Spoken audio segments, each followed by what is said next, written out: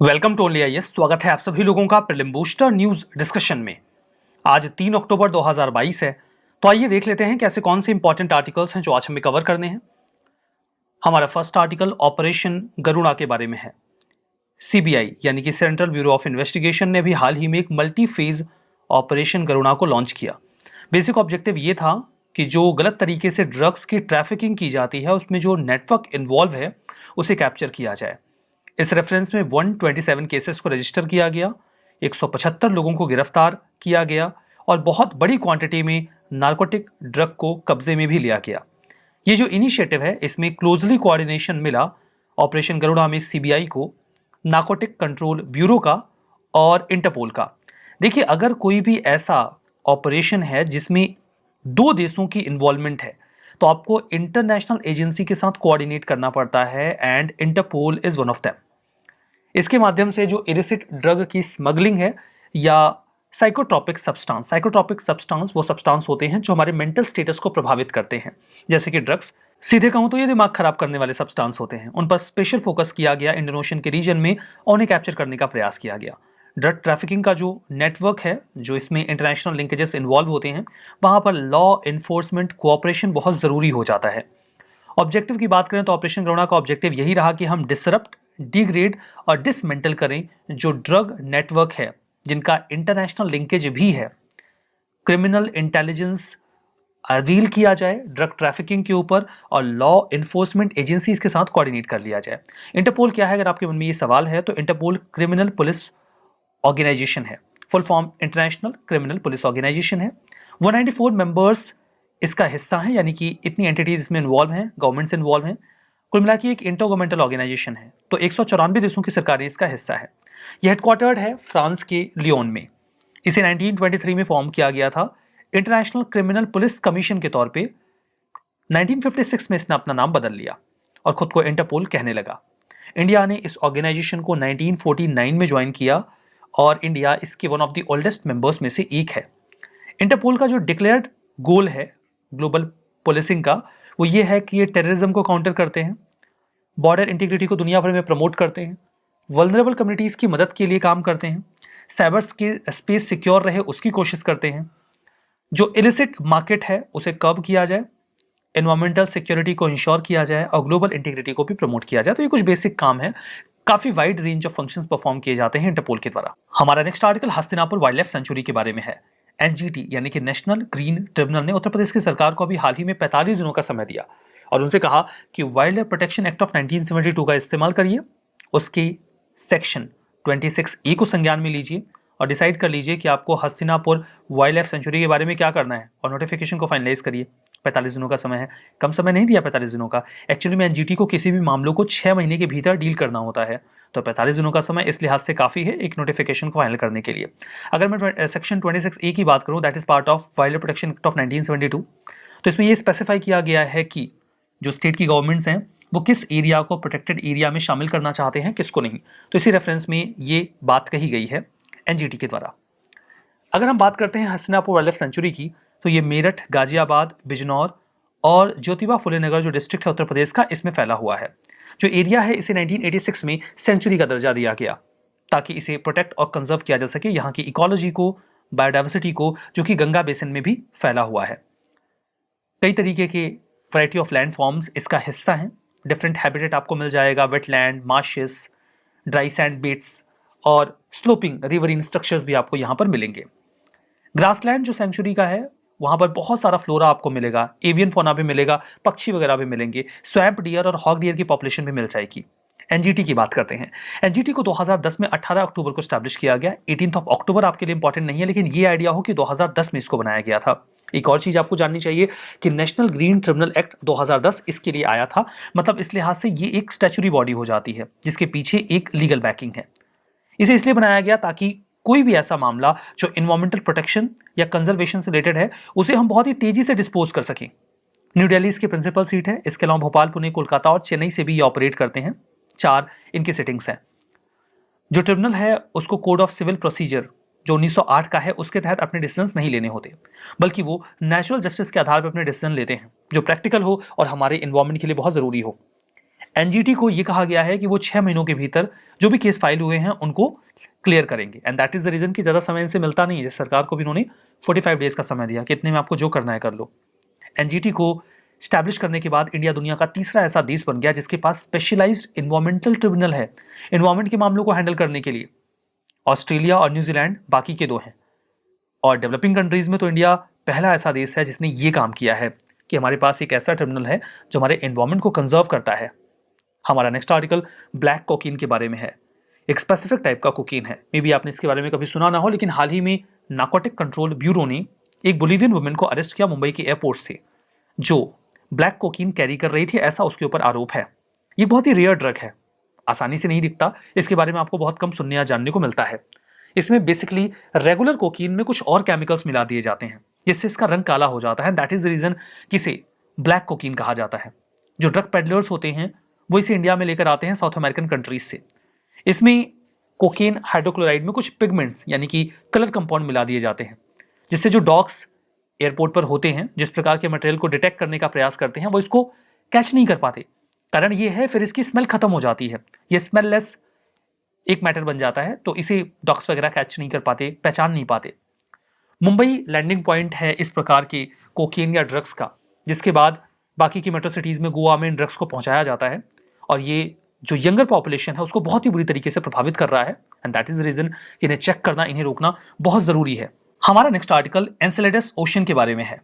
हम इंसानों को हमेशा से ऐसा लगता है कि हमने धरती को पर्याप्त बर्बाद कर दिया है, और हो सकता है कि कुछ समय के बाद ये हमारे रहने लायक ना रह जाए, and that is the reason कि हम बहुत ईगर रहते हैं कि हमें कोई और जगह मिल जाए जहां पर इंसान जाके रह सके। और जब बात ऐसी आती है तो हमारी निगाह मून और मार्स की ओर जाती है, जहां पर जाकर हम पानी खोजने का प्रयास करते हैं, क्योंकि हमें ऐसा लगता है कि पानी होगा तो होगी लाइफ, और लाइफ होगी तो वहां इंसान जाके रह सकेगा। लेकिन जब हम मार्स और मून को एक्सप्लोर कर रहे होते हैं तो पीछे से आवाज लगाता है एनसेलेडस और कहता है पीछे तो देखो, यहां पर भी पानी है और यहां पर भी लाइफ हो सकती है। एनसेलेडस की जब हम आवाज नहीं सुनते तो इनफैक्ट वो अपने सरफेस में से पानी के फव्वारे भी निकालता है, और ये पानी के फव्वारे हमें स्पेस में देखने को मिलते हैं। वो कहता है कि देखो इतना सारा पानी है, इधर आके एक्सप्लोर करो, हो सकता है कि आपके रहने लायक जमीन यहां पर मिल जाए। तो मैं आपको बता दूं कि जो एनसेलेडस है वो एक मून है सैटर्न का, जहां पर उसके सरफेस के नीचे है खूब सारा पानी, समंदर, और वो पानी उस सरफेस के ऊपर से बर्फ के टुकड़ों और पानी के फव्वारों के तौर पे बिल्कुल ऐसे ही निकलता रहता है जैसा कि आप इस इमेज में देख सकते हैं। ये पानी इस सरफेस से इस तरीके से निकलता है, और ये उसके एटमॉस्फेयर में बहुत हाइट तक जाता है, इतने हाइट तक जाता है कि हम उसे अंतरिक्ष में फैलता हुआ देख सकते हैं। एनसेलेडस, ऐसा माना जाता है कि यहां पर इसके बर्फ के सरफेस के नीचे जो समंदर है, जो पानी है, वहां पे लाइफ हो सकती है, और हाल ही में साइंटिस्ट ने वहां पे लाइफ के एविडेंसेस को डिस्कवर किया है, और इससे हमारी उम्मीदें बढ़ गई हैं। तो एनसेलेडस ये सैटर्न का एक मून है जिसका सरफेस आइस यानी कि बर्फ से बना हुआ है, और उसके नीचे है एक समंदर। इस समंदर में काफी रिच है फॉस्फोरस, जो कि डिसॉल्व फॉर्म में वहां पर है। मैं आपको बता दूं कि फॉस्फोरस जीवन के लिए बहुत जरूरी है, किसी भी लाइफ फॉर्म के इवॉल्व होने के लिए काफी इसेंशियल इंग्रेडिएंट है फॉस्फोरस। कैसे, मैं आपको बताऊंगा। जो स्पेसक्राफ्ट कैसिनी है, जिसने सैटर्न को लगभग 13 सालों तक ऑर्बिट किया, उसने डिस्कवर किया कि जो एनसेलेडस है उसके सरफेस के नीचे है लिक्विड वाटर, जो कि फैलता रहता है उसके एटमॉस्फेयर में। जो क्रैक्स होते हैं मून के आइसी सरफेस के, वहां पे आइस ग्रीन्स और वाटर वेपर्स के प्लूम्स निकलते हैं, फव्वारे निकलते हैं, जो स्पेस में बहुत हाइट तक जाते हैं और उन्हें देखा जा सकता है। जो प्लूम्स होते हैं इसमें वो सभी बेसिक रिक्वायरमेंट की चीज़ें हमें मिलती हैं जो लाइफ को सस्टेन करने के लिए ज़रूरी हैं। वहाँ पर हमें फॉस्फोरस फॉस्फेट के फॉर्म में मिलता है। मैं आपको बता दूं कि फॉस्फोरस किसी भी लिविंग बीइंग के लिए बहुत ज़रूरी है, क्योंकि जो बिल्डिंग ब्लॉक्स होते हैं एक ऑर्गेनिज्म के, जैसे कि डीएनए और आरएनए, वो फॉस्फोरस से बनते हैं। Energy carrying molecules, cell membrane, bones, teeths, even जो माइक्रोबायोम होते हैं, प्लैंक्टन्स जो सीज में पाए जाते हैं, इन सभी के बनने के लिए फॉस्फोरस बहुत ज़रूरी है। हालांकि ये भी सच है कि फॉस्फोरस वहाँ कोर फॉर्म में हमें नहीं मिलता, बल्कि फॉस्फेट के फॉर्म में मिलता है। लेकिन बहुत कुछ है जो एक्सप्लोर किया जाना बाकी है, और हो सकता है कि एनसेलेडस लाइफ के लिए कुछ हमें नई उम्मीदें दे सकता हो। हमारा next article national informatics centre के बारे में है। गवर्नमेंट ऑफ इंडिया ने भी हाल ही में रिक्वेस्ट फॉर प्रपोजल एनआईसी की ऑर्गेनाइजेशनल रिस्ट्रक्चरिंग के लिए जारी किया है। उसमें कुछ चेंजेस किए जाने हैं, इसी रेफरेंस में ये आर्टिकल न्यूज में है। नेशनल इन्फॉर्मेटिक्स सेंटर यानी कि एनआईसी की बात करें तो इसे 1976 में स्टैब्लिश किया गया था, न्यू दिल्ली में लोकेटेड है। काम करता है मैती के अंडर में यानी कि ministry of electronics and information technology के एम्बिट में। इसका बेसिक ऑब्जेक्टिव ये है कि ये टेक्नोलॉजिकल सोल्यूशन दे सेंट्रल गवर्नमेंट को और स्टेट गवर्नमेंट को। जो टेक्निकल मामले हैं कुल मिला के वो संभालता है नेशनल इन्फॉर्मेटिक्स सेंटर। किस तरीके के टेक्निकल मामले एनआईसी संभालता है वो आप ऐसे समझ जाओगे कि जो भी डिजिटल गवर्नेंस प्लेटफॉर्म होते हैं उन्हें एनआईसी डेवलप करता है, जैसे कि माईगॉव का आपने नाम सुना है, पीएम किसान, नेशनल पावर पोर्टल और ई श्रम, ये सारे ही नेशनल इन्फॉर्मेटिक्स सेंटर के द्वारा डेवलप किए गए हैं। ये सारी टेक्निकल चीजें यही बनाते हैं जिनसे हमें हमारे गवर्नेंस में मदद मिलती है। ये फ्री सर्विसेज देते हैं स्टेट की गवर्नमेंट को, हालांकि इनका खर्चा सेंट्रल गवर्नमेंट के बजट से फंड किया जाता है।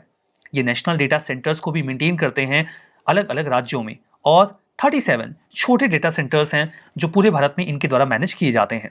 तो टेक्नोलॉजिकल सोल्यूशन देने के लिए एनआईसी का जो कंट्रीब्यूशन है वो काफी सिग्निफिकेंट है इंडिया में। हमारा नेक्स्ट आर्टिकल महेश्वर डैम के बारे में है जो नर्मदा नदी के ऊपर बनाया गया है। हाल ही में मध्य प्रदेश की सरकार ने सभी कॉन्ट्रैक्ट्स कैंसिल कर दिए हैं महेश्वर हाइड्रो इलेक्ट्रिक प्रोजेक्ट से संबंधित, जिसे साइन किया गया था Shri Maheshwar hydel power corporation limited के साथ मध्य प्रदेश की सरकार के द्वारा।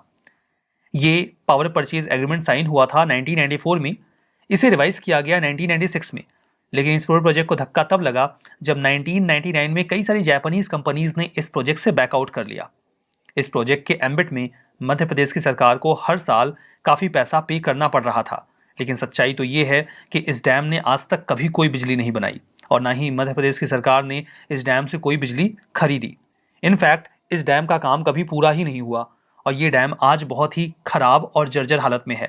इसके गेट्स टूट चुके हैं, जो भी इक्विपमेंट यहाँ पर थे उनमें जंग लग चुकी है और ये प्रोजेक्ट ऑलमोस्ट फेल हो चला है। इसके फेल होने का एक महत्वपूर्ण कारण ये भी था कि कुछ कंपनीज ने इसमें इंटरेस्ट नहीं दिखाया, वो बैकआउट कर गए और नर्मदा बचाओ आंदोलन ने इस प्रोजेक्ट का काफ़ी विरोध किया।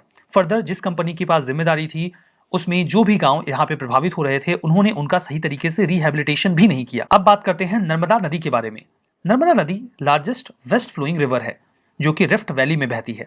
ये रिफ्ट वैली आपको विंध्यन रेंज में नॉर्थ में और सतपुड़ा रेंज जो साउथ है उसके बीच में मिलेगी। मैप में देखेंगे तो आपके मन को शांति मिलेगी।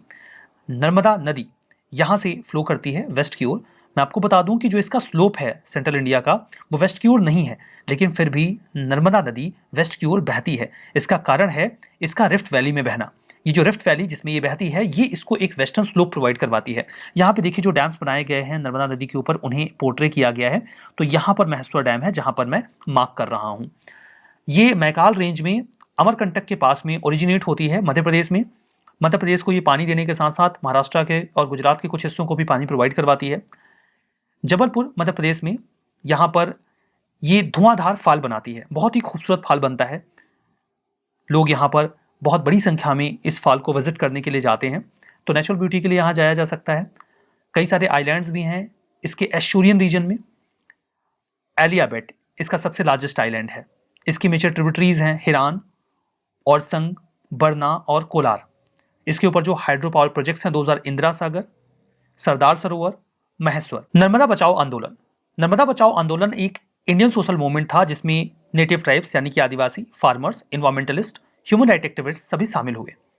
इन्होंने नर्मदा रिवर पे बनने वाले कई सारे प्रोजेक्ट्स का विरोध किया। इनका एक primary target Sardar Sarovar dam भी रहा। इससे संबंधित एक बहुत ही फेमस पर्सनैलिटी रही हैं। उनका नाम क्या था ये तो मैं आपको नहीं बताने वाला हूँ, क्योंकि उनका नाम आप मुझे बताने वाले हैं कमेंट बॉक्स में। मैं आपके जवाब का इंतजार करूंगा कमेंट बॉक्स में।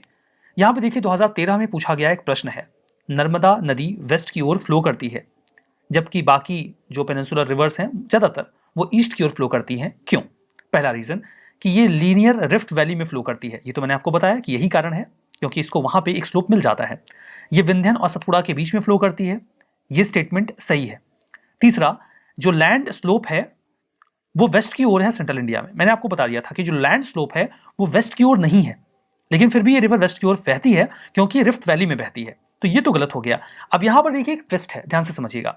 ये दूसरा स्टेटमेंट करेक्ट है कि जो नर्मदा रिवर है वो विंध्यास और सतपुड़ा के बीच में फ्लो करती है, ये बात सच है, लेकिन ये स्टेटमेंट फिर भी गलत है। क्यों? क्योंकि ये कारण नहीं है जिसकी वजह से ये वेस्ट की ओर फ्लो करती है। फैक्ट सही है, यूपीएससी का क्वेश्चन है।